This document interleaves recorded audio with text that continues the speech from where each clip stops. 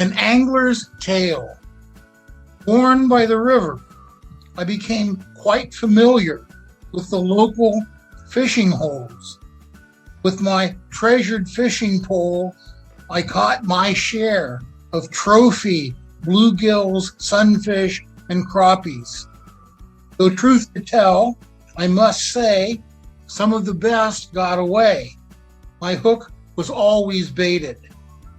Lazy and satiated, I was the last to expect that I'd be the one netted by some patient, hungry girl born by the river. Right, thank you, Duane. And one word to describe that was wow. So guys, hello and welcome to Author. I am Jasveer, your host. And today I have the amazingly talented and multi-skilled Duane Vorhees with me. Why I say multi-skilled? Because he's been a professor, a school teacher, a lifeguard, a door-to-door salesman, a loafer, a drifter, a toolroom attendant, a grocery store stock boy, a dishwasher, a carpenter, a manual laborer, an editor, an actor, and a model. Wow, Duane, that was a long list of distinct professions that you've been. He's been originally from Ohio, USA, and now he lives in Thailand with his wife and son. Since 2019, he has published 3 volumes of poetry, Heaven, The Many Loves of Duane Vorhees, and Gift, God Runs Through All These Rooms. Duane, it's an honor to have you on the podcast. Well, thank you for inviting me. Great to have you, Duane, and I'm sure the listeners are raring to know about your life. Tell us specifically your journey as an author. I mean, how did writing start? What were the difficulties you faced? Tell us all about it. Well, my difficulties was always finding somebody who wanted to publish me. And sometimes it's because I just wrote crap. I found out that I was not a very good prose writer in terms of fiction. And poetry was, and always has been, sort of a hit or miss affair. I think that poets are greatly imposed upon. We're expected to send our work to somebody who gets lots of them, and we never know what they're looking for. They may or may not read it closely. As soon as they reach their limit for their monthly or quarterly or whatever it is, that's it. It doesn't really matter what comes in after that. That all makes sense unless your timing is bad. But they don't tell you, they take their sweet time getting back to you, telling you if they have received your poem, telling you if they've accepted your poem. They might go out of business while you're waiting for them. And then, of course, there's no money, so the poets are just doing this for the art, for the craft, with no thanks, no respect. And I really got fed up with the ordinary publishing world. So that's the difficulty. The other difficulty, of course, is just writing it. But the difficulty is part of the reason that you write it. So I guess that doesn't count. I guess like a lot of writers, I started very young. It's something that I've always been compelled to do. I started before I started school. I used to create very, very tiny, very, very primitive comic books, heavily plagiarizing the more professional comic books that I surrounded myself with. I guess the first poetry that I can remember doing, I was in the 6th grade, and the high school newspaper was recruiting Christmas poems from elementary students. So I wrote a couple of poems for that publication, and periodically when I was in high school also contributed to the high school newspaper. But none of this was very serious. This was just something to do. I started seriously writing when I was a freshman in college. And I was motivated by English teachers, creative writing teachers, telling us the things that we couldn't do as poets, the rules we had to follow, And so I just wanted to show that they were wrong. It was an act of defiance on my part. But I got caught up in the craftsmanship and the artistry, and continued to write poetry from then on, although not on a regular basis. I haven't taken a very professional stance. I don't write every day. I write when the spirit moves me to write, and then I can't stop until I finish that poem or until it finishes me, and then I can let it go and throw it away. But it becomes obsessive. Well, I don't know what else to say. That's my history as a writer. When I finally retired and moved to Thailand, I was looking for something to fill my time, so I started a blog. And at first, I just had my poems that I was publishing there. When I had been in Seoul, I was a regular participant at an open mic, so I knew lots of poets from Korea, and I managed to beg some of them to contribute poetry. And then people that I never heard of before started submitting poetry. And so the blog became a very fulfilling activity that I worked on every single day for 3 or 4 years, to international acclaim. But eventually, I don't know if it was just some hacker or if it was Google, but somebody blocked my access to the dashboard. I couldn't enter anything anymore. Nobody could make any comments anymore. And so the blog itself, although the archive still exists online, it's not an active concern anymore. Okay. Did you check with Google why they blocked the access to that blog? I don't know if it was Google. It may have been just a hacker, but I know that I can't find access anymore. Oh, that can happen, especially with the work which is available in open. Hackers tend to hack, misuse that work. That tends to happen. Yeah. I hope you do get access to that blog once again. Well, maybe I'll just start another one. Oh yeah, that's a good way to go. But amidst everything that you've described, I wanted to highlight a part wherein you were talking about the passion, no money, and I want the young and aspiring authors and artists to take a note. I mean, you don't do it for money, you do it for passion. Money may come later, may not come later. I'm not saying that your passion will ultimately get you money. You can be an author for life and not earn money. You will have to do a side hustle and keep writing, on the sidelines. But it's for the passion that you do. And if you run after money in the beginning, then I think there is something wrong. If you want to earn money out of your passion, obviously money is good part. You live on money, you pay your rent, you pay your tuition fee. You eat because of money. But then, there has to be a distinction between passion and your profession. If you can turn your passion into profession, wonderful. But if you're not earning money, don't get disheartened. Like Duane said over here, that he's not earning money, and publishing poetry is very difficult. Most traditional publishers don't even publish poetry books. That's a reality, Duane. But it's a tough journey, and I think you've done really well with 3 books. Bravo to that. Let me start the questions. You started writing quite early. Earlier it was just a hobby, and then you became an editor, and you've done it professionally. But amidst everything that you've done, and you've done quite a lot of things, what does writing really mean to you? It's not just because I'm a poet. I could be a woodworker, I could be a sculptor, I could be a painter, I could be a chef, but it's my soul. Oh, I do it because I have to do it. It's me. And I do it as well as I can do it because it's important. It's like breathing, or it's like drinking, or it's like eating. If you don't do it, you will die. Yeah? That's how you would describe it? You'll die anyway, but at least you'll die having done something you love.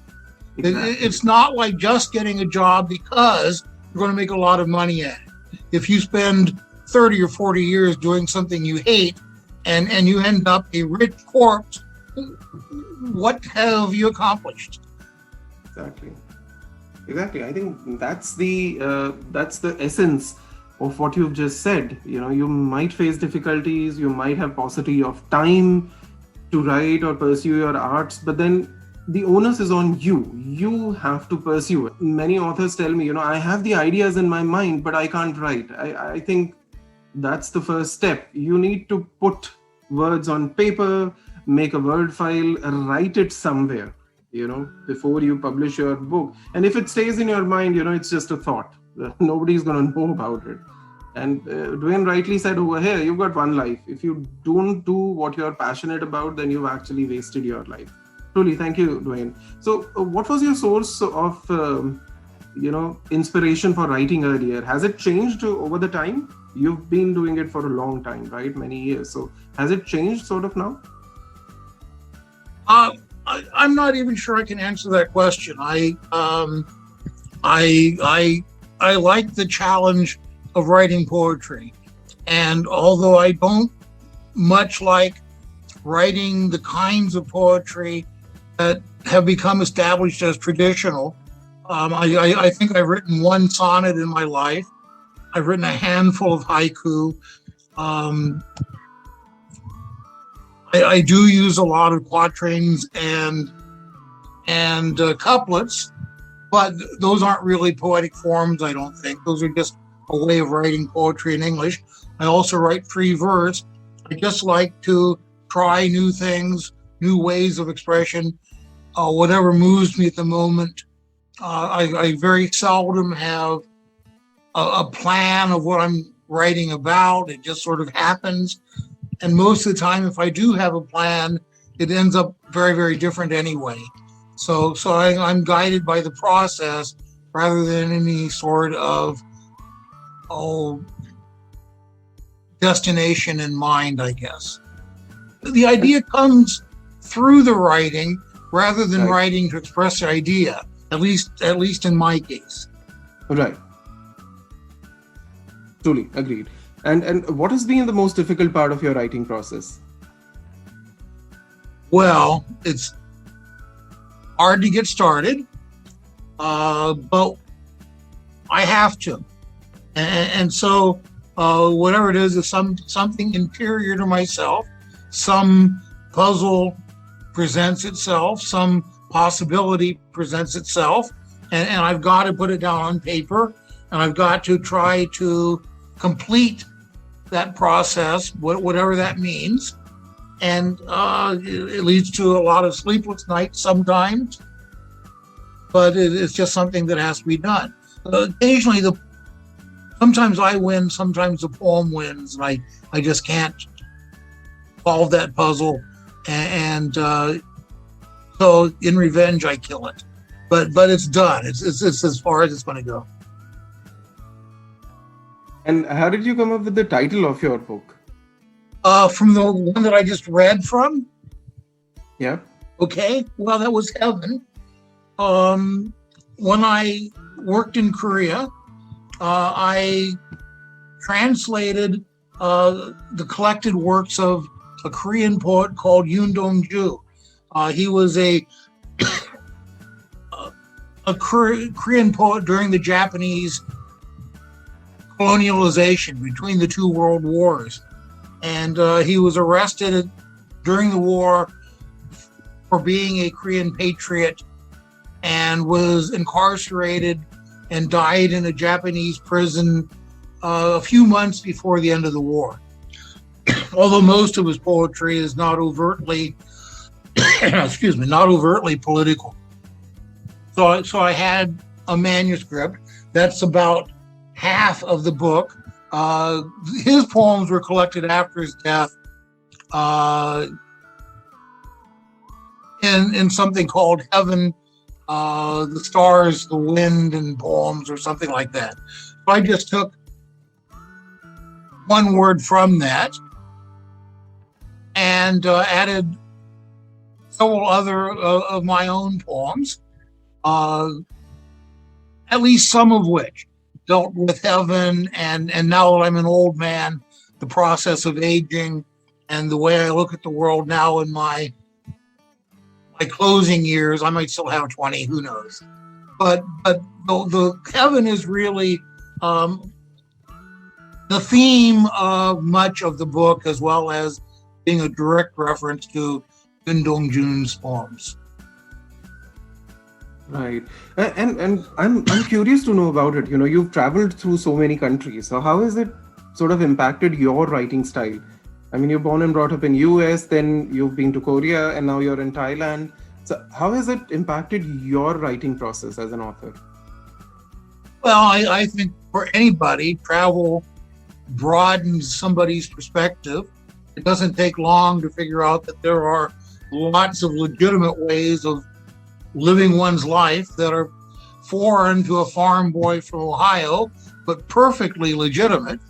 And you learn how to get by in other cultures without making a complete ass of yourself.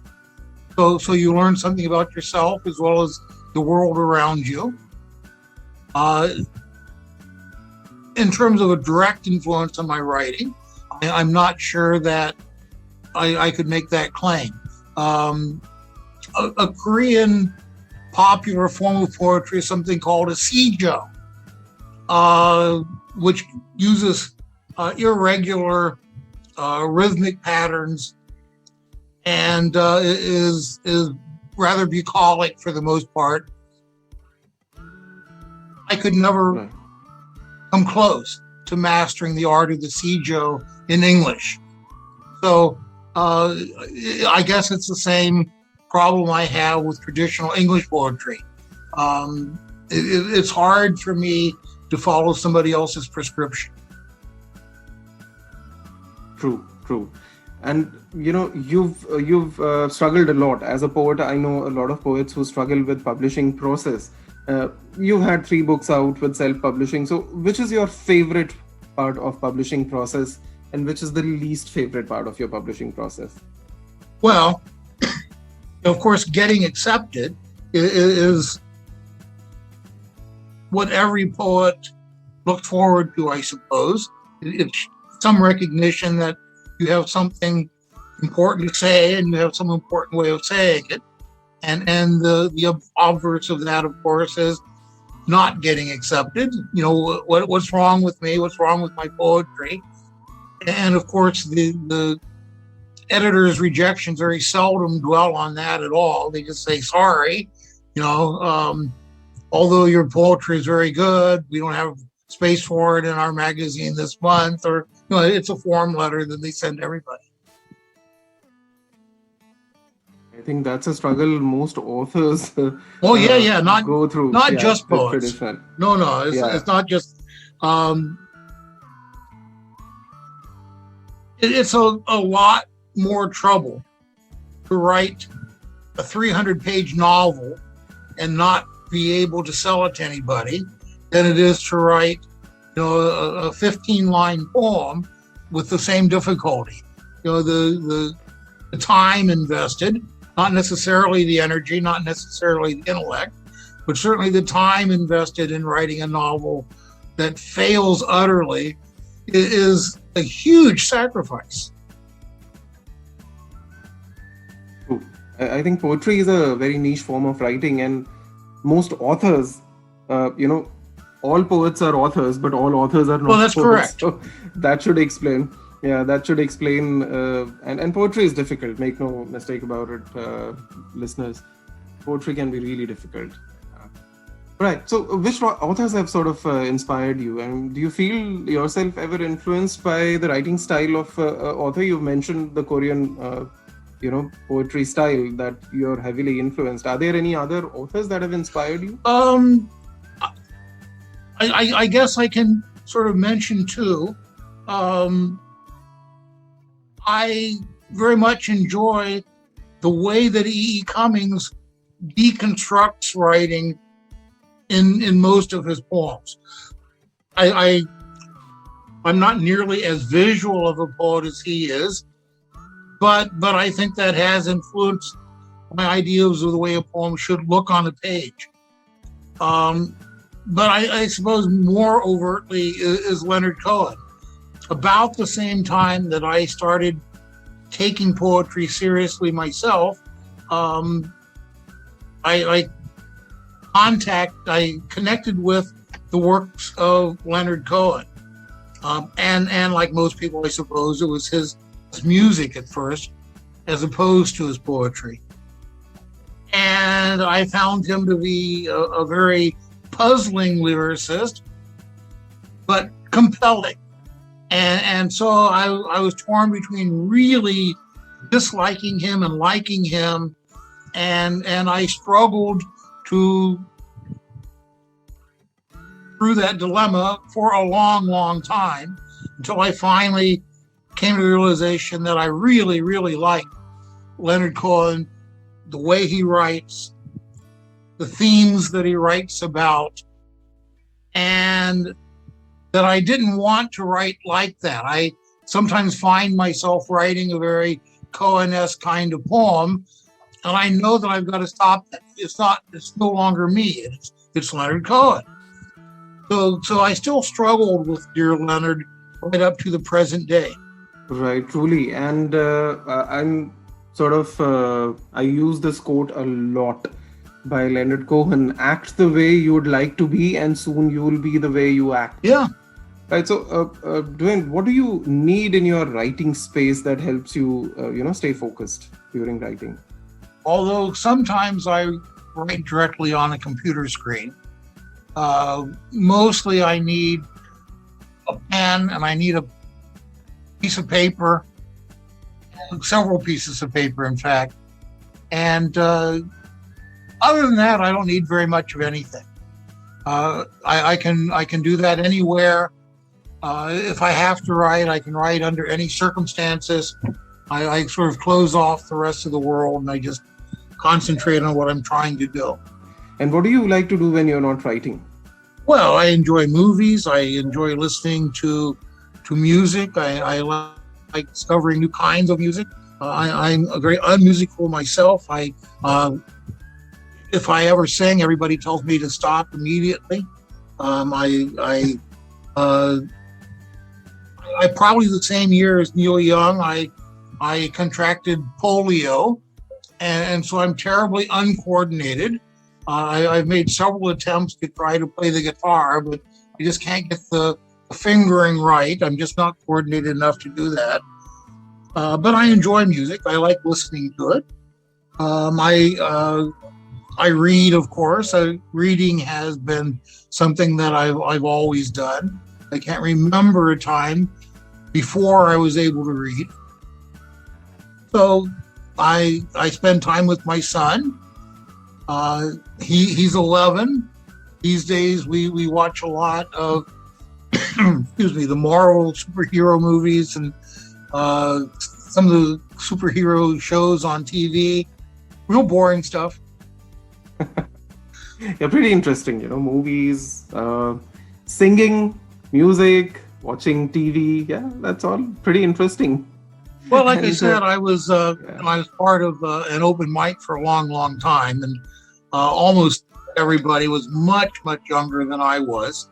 One time a drunk at the bar that we used to perform at called me the grandfather of the open mic, and I think he meant it as a compliment. I'm really curious to know how's the literary scene in Thailand, especially English literature. I suppose I could have a better grasp on that if I lived in Bangkok. I live in Khon Kaen. It is a city. It's a small city. I'm not out in the country someplace. But, it's very provincial. I don't think that there is any art scene here in Khon Kaen at all. Certainly not one that I'm aware of. Okay. I did have friends in Bangkok who went to open mics there, who performed there. One of them was a drummer that has now moved to Newfoundland, but I knew him in Korea. Somebody else that I I worked with at the University of Maryland. I used to go to a small bar where they had open mics every week. I went there once and read. So, I think in any big city, you can find an art crowd. But if you're not in a big city, it's more difficult. Yeah, that too in a non-English speaking country, so to speak. Oh, yeah. Yeah. Yeah. I used to read poetry in Korea, and sometimes even in bars where there were strippers, so there was a lot more to pay attention to than me. But I was never shy about reading my poetry, and I always hoped somebody would connect with it. Yeah. Poetry requires a different kind of taste, very few people have that, especially these days, Yeah. Right. I mean, people would be playing billiards. That doesn't mean that they weren't listening to me. Yeah. Right. And how often do you write? That's a real good question, actually. Most of my life, not often.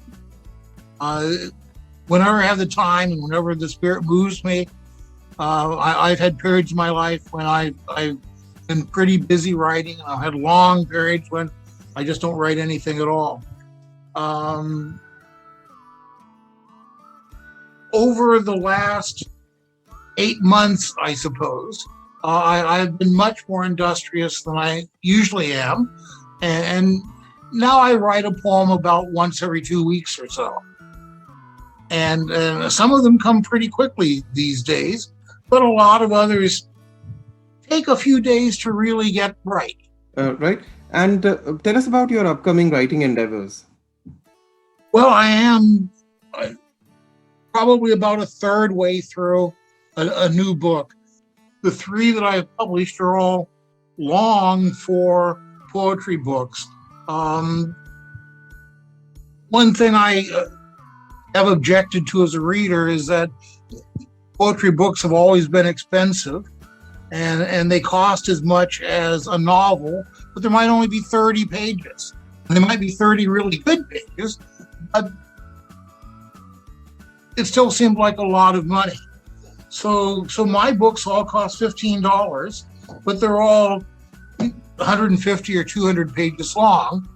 And so I think the readers at least get their money's worth. I hope they enjoy the poetry. So my next one, don't have a title yet, don't have a theme yet, but I have probably a third of the number of poems that I would like to see in a book. Right. I'm sure your avid readers or avid readers of poetry are, waiting for your work. Please tell us how they can, check your work, how they can buy your work.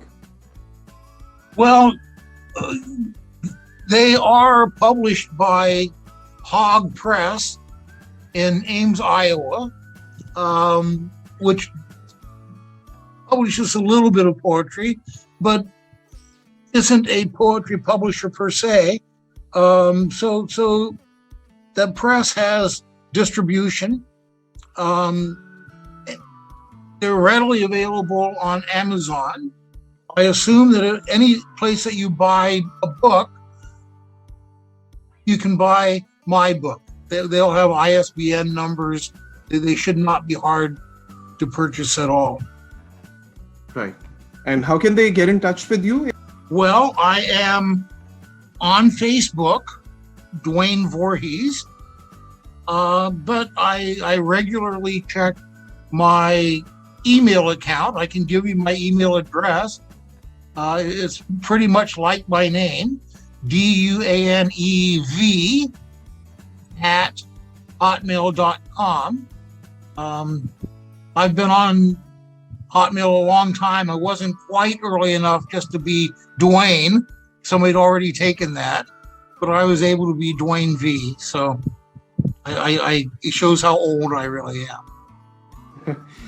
No, that's easy to remember as well, right? Okay. And, Duane, if there is that one message that you want to give to the young and aspiring authors who are sort of willing to explore the new dimensions of creative writing, what would that be? Well, don't be afraid. Don't expect to get rich. If you get rich, that's wonderful, but just don't be afraid. Express yourself. Whatever your theme is, whatever your style is, make it yours. And part of the process is connecting with other people, but at the same time, you really can't care what other people think about your work. It should be important to you. Gertrude Stein, I think, had the best advice. He said, write for yourself and for strangers. Don't write for your mom. She's going to say it's great. Don't write for your spouse you don't get along with. He or she will hate it. But people you don't know, they don't know you. They like the poetry or the novel, or they don't. You don't enter into the picture, except in the writing process. So you've got to be true to yourself. Yeah. You may earn money, you may not earn money, but do it for the passion. Just do it for the passion. Otherwise, you'll regret for the rest of your life that you did not pursue your passion. Thank you so much, Duane. And that was a wonderful conversation. I enjoyed it. Thank you so much for taking time out to be with me on the episode, Duane.